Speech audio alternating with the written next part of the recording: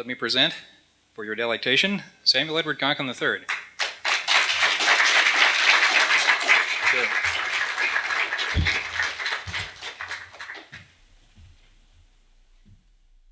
Well, thanks and laissez-faire. I, as usual, get the stranger introductions, but stranger people here. The first definition of libertarian is anybody who calls himself one. Definition number 2, anybody who agrees with me. Now, you'll notice that each of these serve totally different functions. When you want to go tell the world how hardcore you are, or how many people you are, and that you're a massive force, and of course in 69-71, in the post-New Left period, we were worried about masses. Inertia didn't bother us, but mass did, for the scientists here. So we worried about getting these large numbers, these masses together, and so therefore, anybody ever used the word libertarian, we'd hug to our breasts. I was mentioning to somebody an hour ago that when Edith Efron used the word, the big L word, in TV Guide, the biggest circulation magazine in the English language, we immediately cheered. We were here, we were real, we existed. Our word was now appearing in TV Guide. About a year later, the editor said, well, we're not all conservatives here. We give other sides equal time, liberal so-and-so and libertarian Edith Efron. So now we were a third force. I mean, nothing was going to stop us. We were going bigger and bigger. Okay. The other definition was, of course, every time we have a disagreement with each other. And whenever there is a conflict or a disagreement, we have the second formula comes into play. Anybody who agrees with me. Anybody who doesn't, obviously not a libertarian. There's something else. We either read them out of the movement or we put hyphens in front of them and a secondary effect. Now, both of these functions have their purpose. And it's part of the problem of politics, or including anti-politics and reaching people in general, of selling concepts that we want to have both of these things on our side. We want massiveness, we want large numbers, we want attract people who want to be groupies, and so forth, to build up a group. But on the same side, we also want to be pure. We want to be hardcore. We want to have something there. As one of the comic strip characters once said, looking down into what was supposed to be the depths of somebody's soul, there's no there. And if libertarianism goes all the way towards purely definition 1, then what is it? Let's say we won. Okay, everybody in the world now call himself libertarian.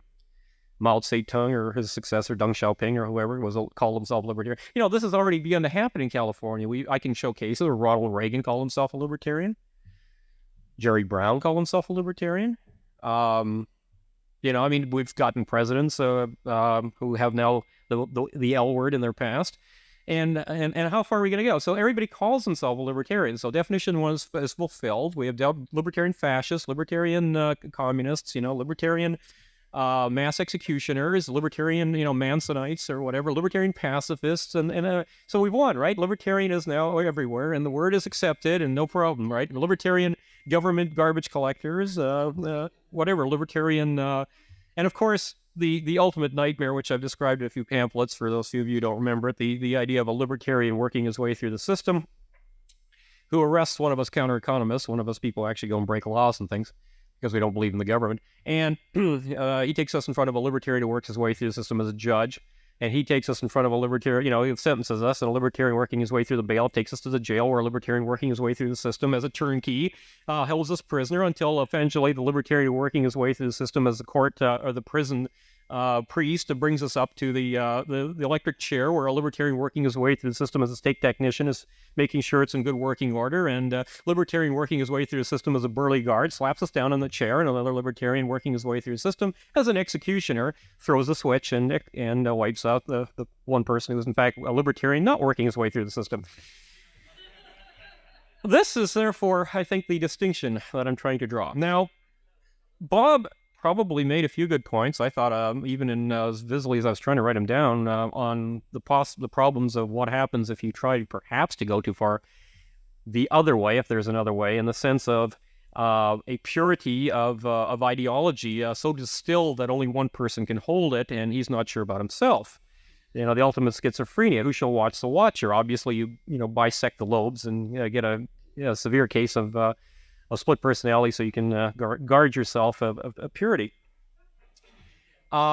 Even not going that far, there is a problem of maintaining the body pure, the body politic, or in this case, the body anti-politic, to a great degree of purity. Esteemed and extremely good friend, Dr. Rothbard here, who I could not praise enough for his accomplishments, tends to attract people probably attracted by his purity to him, and they then form groups and call labels and have an amazing record, a truly entertaining record of schism and splitting ever more thereafter. I have recorded much of those tergiversations in my journals, and without them, the entertainment content of New Libertarian would have suffered greatly.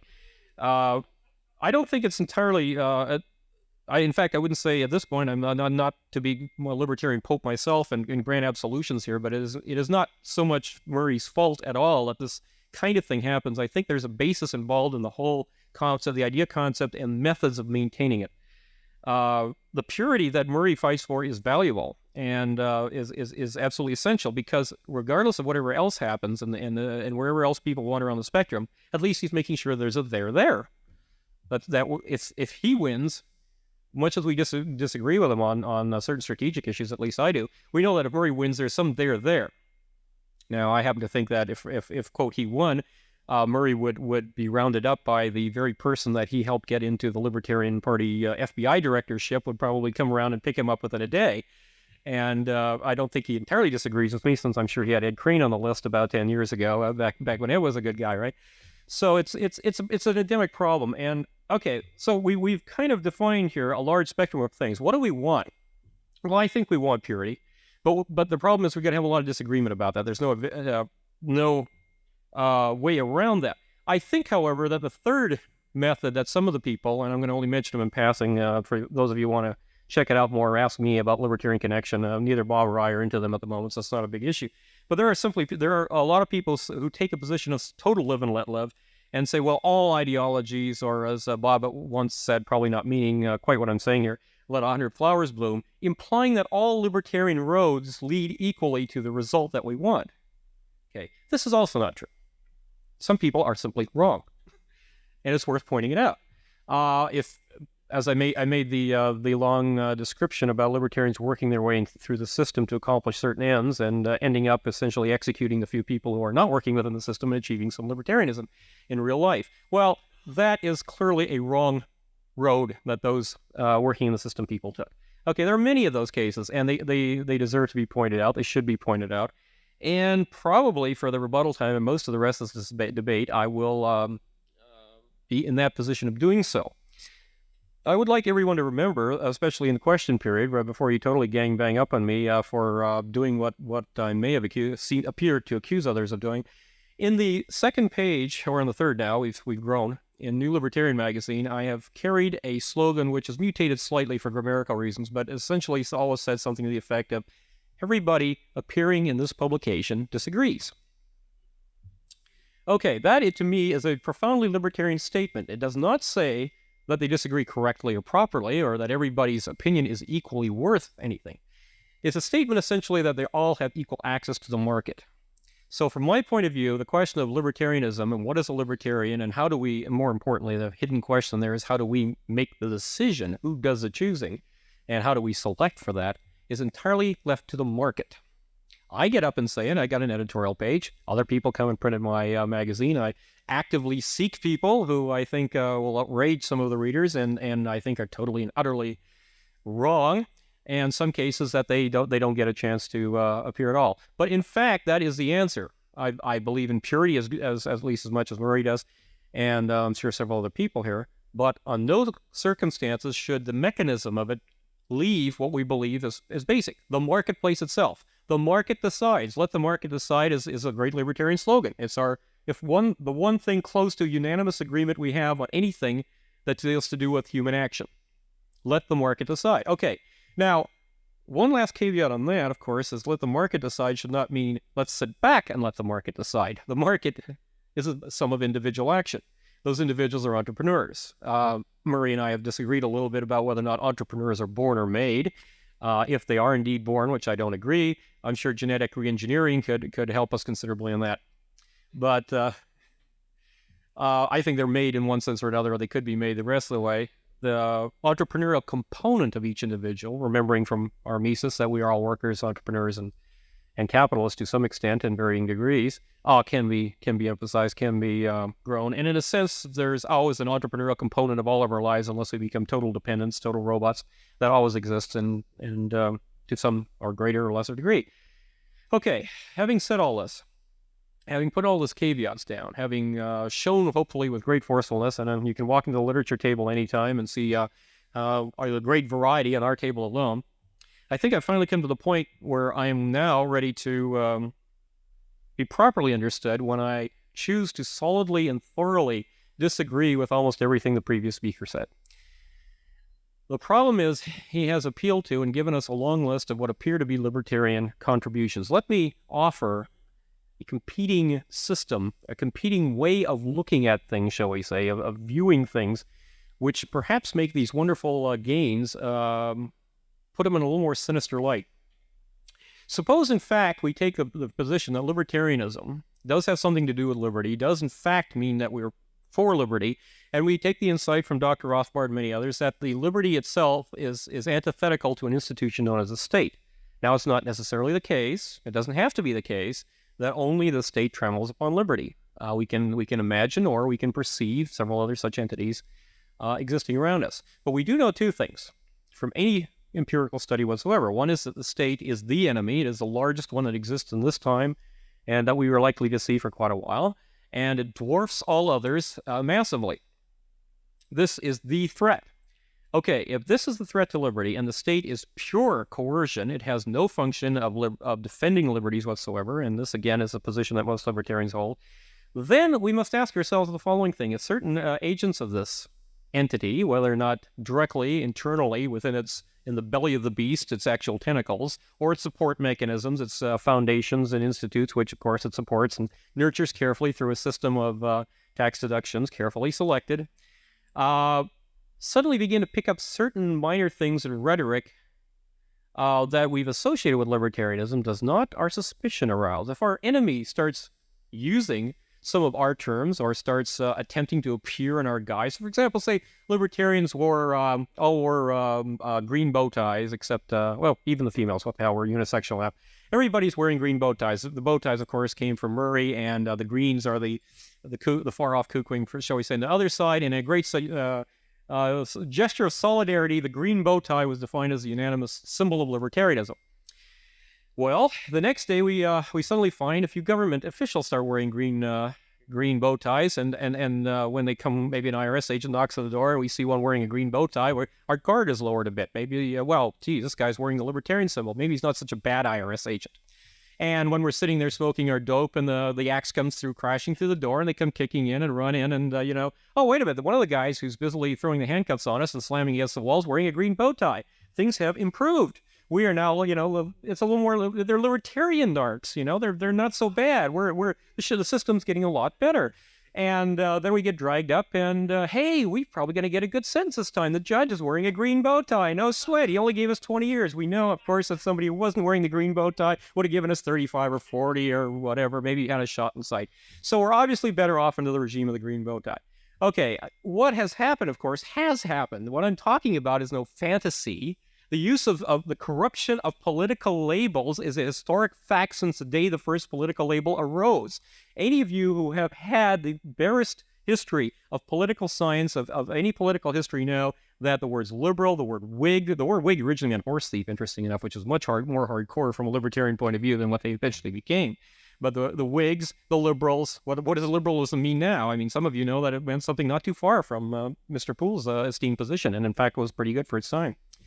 Anyway, I am going to be about to be cut off in time, and I think that a lot of what I was going to say is probably much more appropriate to the rebuttal time. Let me close on one thing. Whatever Mr. Poole chooses to do, I have a feeling that he and many of his friends and ilk are going to come to some hard problems of reality. The battle for symbolism, the battle for rhetoric, the battle for ideas, that's a touchy thing, because ideas can both mean superficial statements and a rhetoric of fact, and they can also mean people like Richard Weaver say acting on them. Okay, I would say that if you watch this debate further on, watch out for the action. We can't go into great details about our various actions in the next 10 seconds, but watch for the action. Or as one version of this, Deep Throat always said, look for the money. That's the money, the action that's going to distinguish him and I when things like war is declared, and which one of us is going to, shall we say, find a libertarian way to defend our country, but perhaps with a little more restraint and drafting and and taxation, and which of us are going to say things like, let's sabotage the war machine, let's run people in underground railroads out of the country, etc. Anyway, that's the debate. What is a libertarian? I think you've heard two interestingly different versions of it, and we'll continue it for your delectations to see if you want to shop somewhere in the marketplace where we've defined the boundaries. Thank you. And to put it bluntly, I consider what Bob Poole is doing is becoming more and more like our not-so-friendly economist, Milton Friedman, an efficiency expert for the state. And I mean this in the following way, that the state itself to exist cannot simply be totally rapacious on all grounds and all times and so forth, grab, confiscate, steal, murder, etc. There's a certain amount of restraint required for it to maintain its mystique that it is serving some useful function to us. If it was constantly murdering and raping and plundering and so forth, it would have to restrain itself. It even gave up raping a whole century ago when it demolished droit de seigneur, at least in that form. The plundering has probably increased tremendously since taxation used to be 10%, but after hundreds of years of classical liberalism and gradualism that some people have accused Bob of advocating, we now have 50% taxation in the enlightened, more classically liberal parts of the world. So perhaps there is a flaw in following this, in explaining to the state how by restraining their appetite in certain very and well-chosen areas, we can make them more efficient and last longer. Maybe that's not what we want to do. Maybe we, in fact, want to get people out of the state. One more thing I want to point out here in passing that it just struck me when I was taking notes of him, that he was talking about the U.S. as an interfering force around the world. And in the United States, the U.S. intervention, imperialism as the real word, or the word that those of us don't shrink from using, is, he said, the consensus of supporting it is starting to crumble. I think this kind of says it all. We undoubtedly move in two different worlds that are growing further and further apart.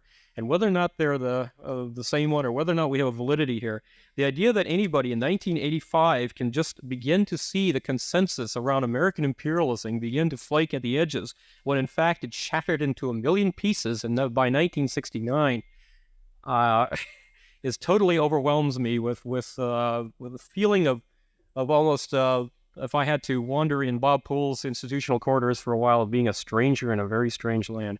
I think, hopefully, and I feel this, that most of the people who call themselves a libertarian movement up until today have felt a similar way, would feel similar about such things. And in fact, the movement has traveled along, perhaps not as fast as me in some cases, perhaps, hopefully, even faster than me in others. But in fact, we are getting further and further away from this type of reform the enemy, reform the establishment, reform the state. And and wasting time on people with best interests. You see, there's one fact, and this is a perfect thing to close on. There's one fact that is absolutely essential to developing a libertarian strategy and understanding what we as consistent libertarians, pure types, are fighting for, and that is this. It comes from our Mises, it comes from Albert J. Nock, it comes from Murray Rothbard, who didn't want to stay around for this.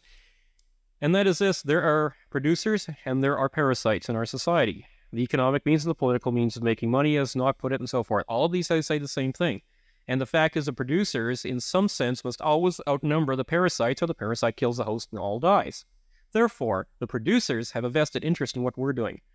Almost nobody that Bob Poole talks about, those bureaucrats, those institutionalists, those think tankers, are producers. They are parasites. And I, for one, have no desire to waste large and inordinate amount of money to convince the parasites on how to trim their operation. In the end, we are fighting for the producers.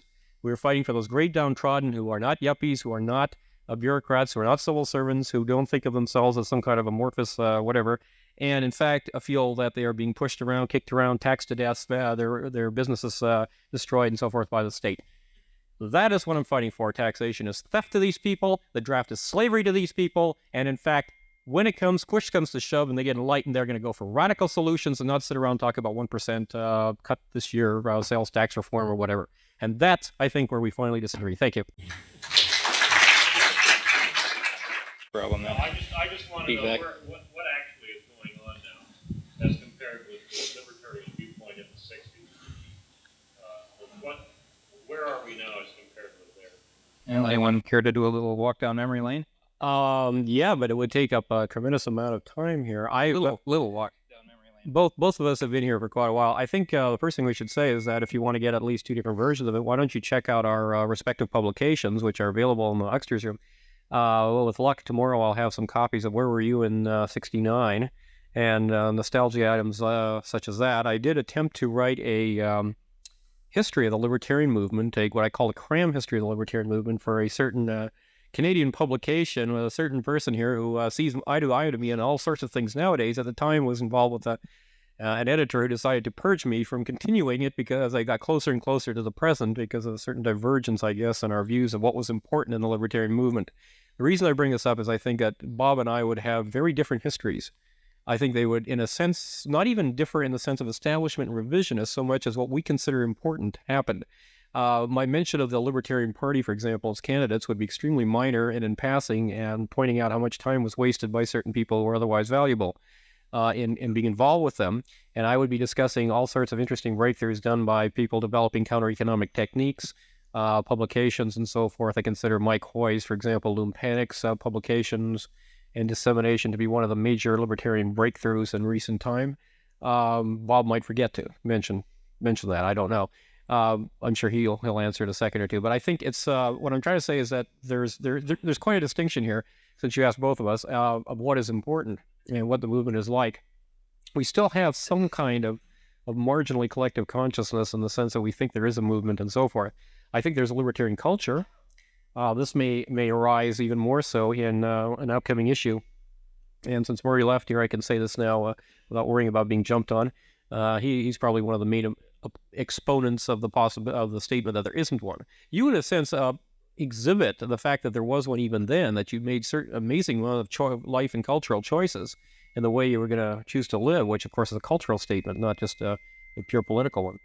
And I think this has evolved. And yes, you're right, the future or the present, in the sense, is much different than we predicted. And what it'll be like in another 20, 30 years will be different than probably either I or Bob extrapolates. And in the meantime, we're going to keep taking sightings and move towards what we think is the proper target and make corrections, at least I do, as often as possible. And I have one more thing. It just occurred to me because Bob just stimulated something in what he said. You're also making a assumption, which Bob kind of let you get carried along with here, and that the choices, either cutting everything off, dropping out, remaining, sort of subterranean or underground, versus being working within the system, playing the game to a large extent, making all sorts of compromises or whatever, being active. In fact, that is not the choice. As I and several of people who hang around me can attest, I break every law in the world. I'm a walking lawbreaker, and publicly tell everybody about it every time I get. I don't pay a dime in taxes. I am, a legal alien who has gotten away with it for a decade with no sweat. And I get up in front of large audiences of people which are selected, yes, but selected because they're libertarian. And even if they're not counter-economists, whatever problems I may have with Bob, he would obviously feel morally inhibited, at least as of until today, of turning me in. I don't know what it'll feel like tomorrow. But I think that's kind of one of the last pieces of glue that keep him and I and others and everybody in between in the same movement. And I think that is an option that didn't exist at your time, to a large extent partly because of conception of it, and it evolved, and partly because of the fact that the movement, as a culture, as an entity, as a society, as I perceive it, has become large enough to actually be able to sustain people like me, being both productive, both being able to be as productive or rich as we feel like working for it. I don't happen to feel like working for it as much as some do. And I can think of others like, say, Doug Casey, who's equally illegal and extremely rich and so forth, but that can do this and, essentially have our cake and eat it too. And that is the answer to all these super individualist dropouts. Not you by any means. I'm talking about people like the Connections who argue that is the only way out of this, to drop out totally and to any kind of movementism of the smacks of collectivism and therefore being a libertarian. There's a huge payoff for us. We can have our cake and eat it too. Are you inviting us back? Oh, you're always welcome back in mine, but you have in my group. No sweat. Numbers on this. Our truth at that time was that individualists, by the very nature of their individual efforts, were not joiners. We had friends on a one-to-one basis. The result might be a group. But we were so busy doing that. Obviously, the reason you want freedom is because you have preferences. So the way to exercise that freedom and strengthen it is to exercise the preferences that you have. That is, whatever you want to do it. May I make an analogy, which I hope you don't find too embarrassing, but you remind me a lot of the radical feminists who decided the only way they could at least temporarily serve their cause was to give up men and become hardcore lesbians.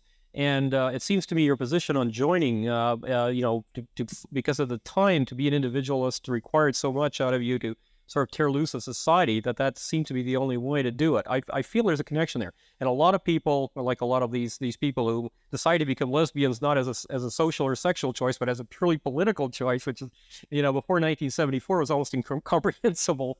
I think there's a certain case, a certain analogy involved there. Yes, I think. Yeah, and I think it would be reasonable to take a few more questions here. Jeff.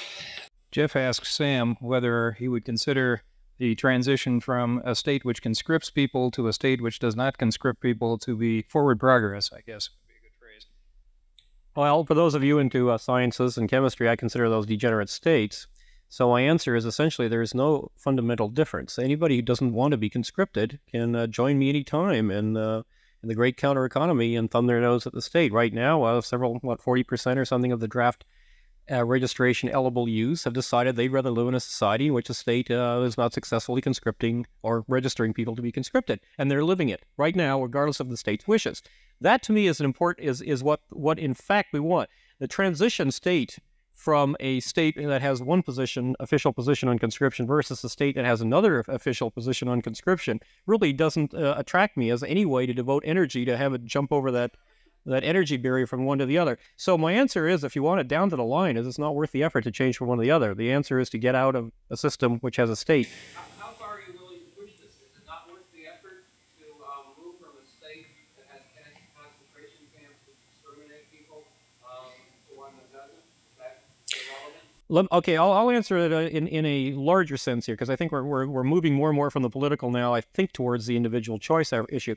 If I lived in an area which was claimed by a state that singled out people that wore, shall we say, suede black leather ties at times, or golden apple tie pins for Discordian purposes, and I being on the special hit list, and there were a lot of people in society who wanted to be good, patriotic, whateverians, and were hunting me, I would probably move from that state to a place where I could get away with a lot more, and the populace was a lot more with me. Okay, so for example, if I was if I'm having a draft evasion, I'm not going to hang out in Arkansas, God forbid, poor Paul. But Los Angeles would be a great place to live. Similarly, if I was Gypsy or Jewish, I would not hang around in Germany between 1933 and 1945. On the other hand, if I could imagine several cases in which probably I wouldn't notice, given certain background and identification, that I wouldn't notice much difference between being in Germany in 1939 or being in the United States in 1939. I will argue, and I think you agree with me, that if you weren't a particular ethnic group, you probably are on one of the bad ethnic group lists, including the ones that were rounded up in this country. You probably wouldn't notice that much difference between the amount of fascism in the United States in 1942 and the sense of massive government controls, regulations, conscription, and mass slaughter, and that in Germany in 1942. And so I'm saying on those grounds, yeah, the state's a state. And who cares which of its various ugly faces it decides to turn to me. I think we want some questions here, not some more speeches, and I think we'll take one from this side of the room. Dave. Sam, I found your presentation fascinating. It seems that you're painting people into good guys and bad guys. It seems that you're talking about producers and parasites. And I found that puzzling in light of the conversation that you and I had at Nancy Neal's house. In which, if you remember, I don't know if you do, it was my understanding that we agreed that the world is full of terrible amounts of gray on the very moral propositions that you're talking about, that a tremendous amount of people work not for the state, but in various situations where they use the state in various degrees or for a state contractor.